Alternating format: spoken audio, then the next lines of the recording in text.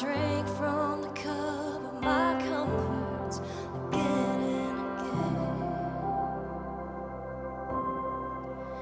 My affections unsteady and bruised, always searching but missing the truth. I was lost without love and so thirsty until I met you. 'Cause you know my face.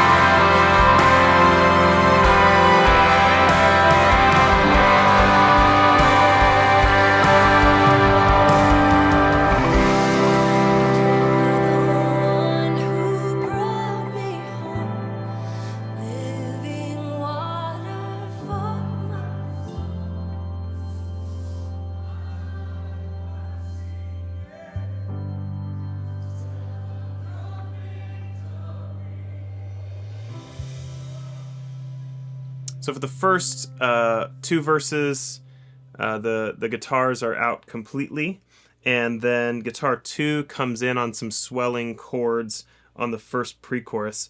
I have a fair amount of reverb, delay, and a little bit of chorus on here with no overdrive. I'm on my middle pickup position, and I'm doing swells with these chords right here.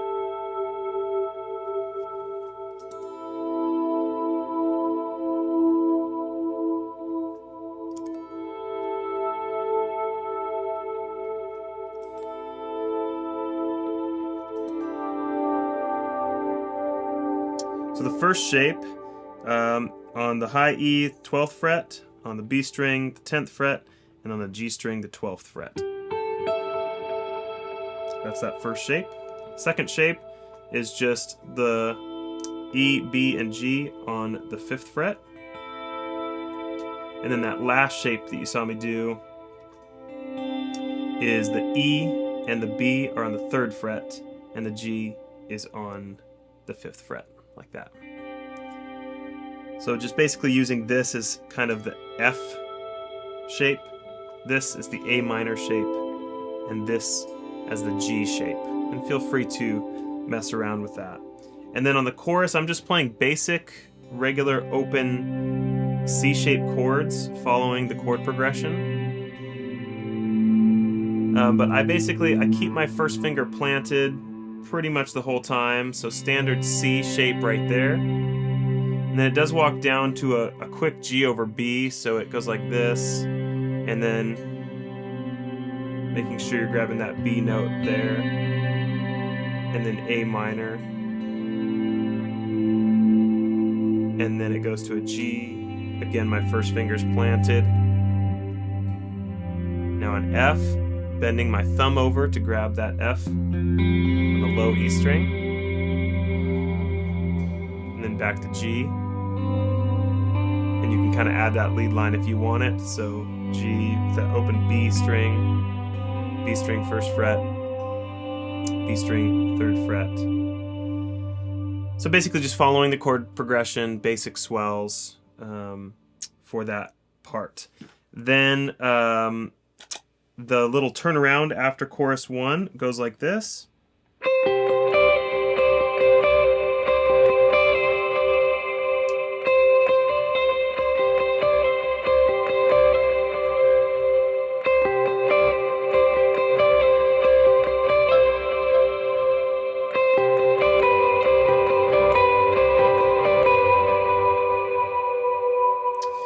So really I'm just kind of holding this shape and bouncing around a few notes on the 12th fret here. So just take your first finger and you can bar the E, B, and the G strings right here on the 12th fret. And then put your second finger on the 13th fret on the B string.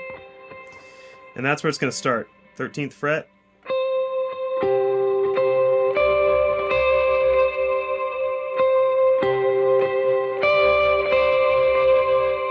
That's that shape. Basically, there's 4 patterns. Or I should say that the pattern repeats 4 times. 3 of those times it's the exact same pattern, and the last time it changes slightly. So the first 3 go like this.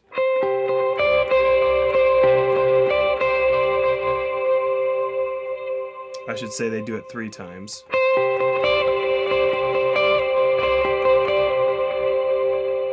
And then it rests right there because that gives a little bit of space for that electric guitar 2 line to poke out a little bit. So, and the other electric guitar comes on top of that. And then you do it again. The guitar line goes on top of that. One more time. The guitar line goes on top of that.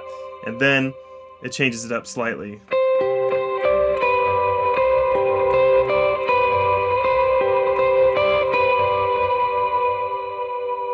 So instead of ending back on the 13th fret, you're just ending back on the 12th fret.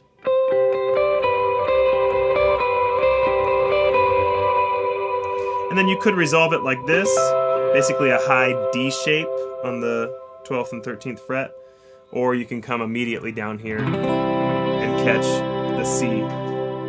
Now, for the rest of the song, really, I'm just following the chord progression and varying up my picking dynamics and the effects I'm using. So for that particular part, I kicked on a small light overdrive, but for the rest of the song, basically I'm using very similar effects as far as the wet effects go. Just a reverb, a decent sized reverb, a decent delay, a level delay, and then all dotted eighth note.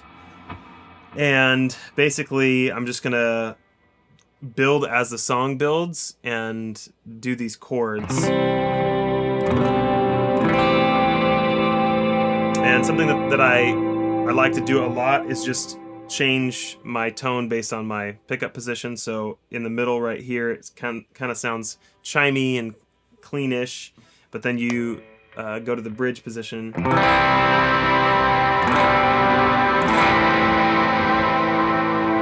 And you dig in and you can really get some girth out of it. But then I do have it set up to go for a little bit more reverb during some parts.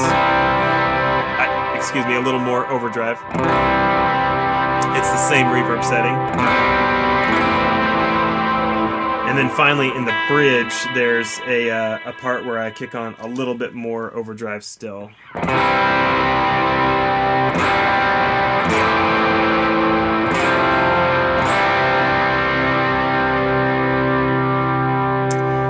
I think on this song, though, you don't need to feel like you need to fill up a lot of space. As far as like the amount of strumming you do, you don't always have to be strumming. You can let chords ring out on the chorus.